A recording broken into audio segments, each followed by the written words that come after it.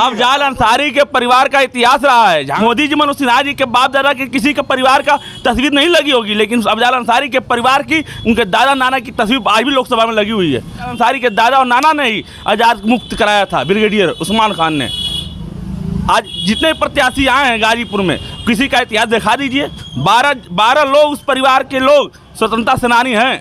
और रही बात मसीहा की, तो मसीहा रहा है, चाहे पिछड़े हो चाहे दलित हो। अफजाल अंसारी जो प्रत्याशी हैं, गरीबों के मसीहा रहे हैं। अफजाल अंसारी एक 5 बार के विधायक थे, जिनका परिवार में 2 मन्नू अंसारी जैसे विधायक थे। उनका बेटा घोसी से विधायक है, भाई सांसद अफजाल अंसारी सांसद थे। आज लोग बतिया रहे हैं कि अफजाल अंसारी ने विकास ही नहीं किया। आप नियम संविधान के तहत जाइए, संविधान में जाएंगे तो 5 साल में अफजाल अंसारी की एक निधि होती है 25 करोड़ रुपया।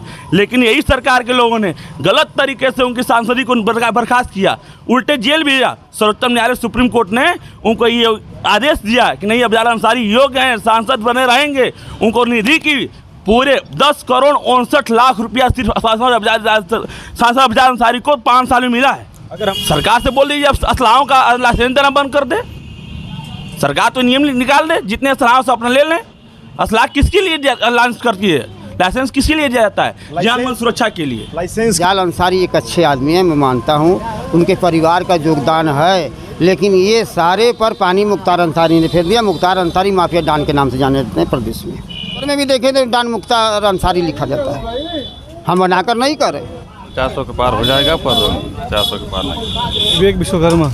विवेक, माहौल क्या रहेगा इस बार गाजीपुर के चुनाव फिजा का? गाजीपुर में तो सपा निकाली, गाजीपुर से सपा निकाली। बाकी सबसे हर जगह तो माहौल भाजपा का, पर गाजीपुर से सपा का, आराम से गाजीपुर से सपा का। बीजेपी कह रही है कि इस बार तो अच्छा है, चुनाव जीत रही है बीजेपी। हर जगह वही, पर यहाँ ना हुई, यहाँ सपा कन्फर्म है। मतलब हर जगह जीत सकती है, गाजीपुर नहीं? हाँ, गाजीपुर नहीं जीत सकती, हर जगह जीत सकती है। तो गाजीपुर सपा लोग का गढ़ है, इसलिए सपा का। अरे रिकॉर्ड रहा है भाई, रिकॉर्ड रहा है, सपा का रिकॉर्ड रहा है, निकाल रहा है, सपा ही निकाल, अपने हिसाब से ही किए हैं। विकास यहाँ कुछ हुआ नहीं है। सिन्हा के ज़माने में कुछ विकास दिखाई दिया, लेकिन आज कैंडिडेट बदल करके बेकार कर दिए सब। हम लोग 10 और नाली के लिए परेशान, आज तक नाली नहीं बना है। और बताइए, क्या सिन्हा जी की बात आप कर रहे हैं? हाँ, सिन्हा जी की बात कर रहे थे। तो ये तो भाई यहाँ का माहौल जो है, अब मुख्तार अंसारी के मरने के बाद यहाँ का माहौल और बदल गया है। समझिए, ज़्यादा से ज़्यादा वोट मिलेगा अफजाल अंसारी को। अगर मैं आपसे पूछूं, जो आपकी उम्र है, क्या मुख्तार अंसारी को माफिया, मसीहा, रॉबिन हुड तक लोग कहते हैं? अगर मैं आपसे कहूँ, जो कहता है कहने दीजिए, वैसे गरीबों का मसीहा तो था ही। अगर वो गुंडा मदमाश होते तो उतनी भीड़ लगी थी उनके जनाजे में, वो तो खुद बता देगा आपको। ऐसा मसीहा थे, ऐसा था ही नहीं, वो मसीहा तो था ही भाई, इसमें 2 राय नहीं है, कोई रोक भी नहीं सकता है। होता है जो जिस भाषा में समझेगा उस भाषा समझाते हैं, वो ऐसे ही थे। जो जिस भाषा में समझता था वो ऐसे समझाते थे। बाकी वो गरीबों के मसीहा थे, ऐसा नहीं है, वो उसमें कोई दूरा नहीं है। अच्छा, नहीं, कोई दूरा नहीं है, मसीहा थे। हम लोग गए भी हैं, देखे भी हैं। अपना जिसका भी कोई काम पड़ता था, चाहे वो देखिए, ये हरिजन हैं, चमार हैं, लेकिन इनके भी पिताजी भी जाते थे वहाँ, तो हमेशा मतलब ख्याल करते थे वो, इतना जान लीजिए। और वहाँ जात बिरादरी नहीं देखते थे वो, इसलिए उनके लिए हम लोग भी जात बिरादरी नहीं देखते हैं। पूछिए, सब लोग वैसे ही हैं। देखिए, ऐसा है कि ये सच्चाई है कि आज़ादी के बाद कांग्रेस ने 70 साल राज किया जो, और जो कुछ भी बनाया कांग्रेस ने, इस देश का विकास ही किया, विनाश नहीं किया। और मैं मोदी सरकार को बहुत गलत नहीं ठहरा रहा हूँ।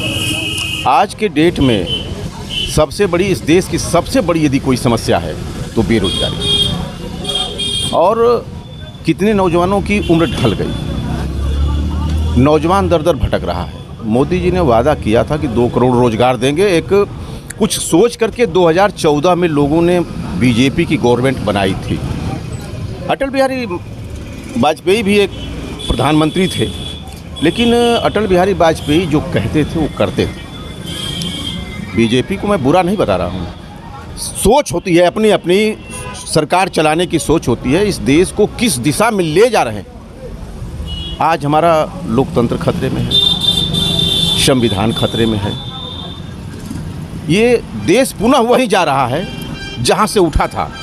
आप भी देखते होंगे, दौड़ रहे हैं, घूम रहे हैं, फिर रहे हैं, लेकिन 5 किलो अनाज देकर और वोट ले लेना, और उसके ऊपर इस देश को 80 करोड़ जनता को, इस देश की 80 करोड़ जनता को जो 5 किलो अनाज दिया जा रहा है, हम करें अनाज तो दिया जा रहा है, उनका पेट भर रहा है, 1 मिनट, उनका पेट भर रहा है, ठीक है, लेकिन यदि आदमी कमाएगा नहीं तो उसकी लड़कियों की शादी है, बेटे की शादी है, बच्चों की पढ़ाई है, दवाई है, इसकी व्यवस्था कहाँ से करेगा। आपने अनाज की बात की, तो बीजेपी ये कहते हैं ना कि इससे पहले मैं तो वो दे रहा हूँ, इससे पहले जो लोग थे वो भी। उत्तर प्रदेश में जो अब तक इंडिया गठबंधन 36% था, 4% बढ़ा है।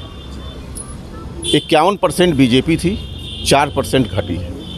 यदि इसी तरह से अगर ये माहौल बनता रहा तो मैं समझता हूँ कि 1-2 हफ्ते अभी चुनाव आते आते कुछ और घट जाएगा।